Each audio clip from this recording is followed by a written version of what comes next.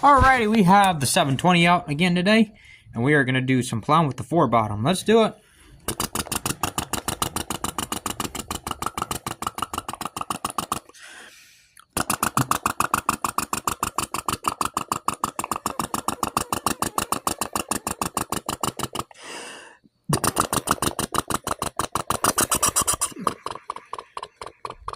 How often do you see a 1/64 scale John Deere 720 pulling a 5-bottom plow? Let's see it.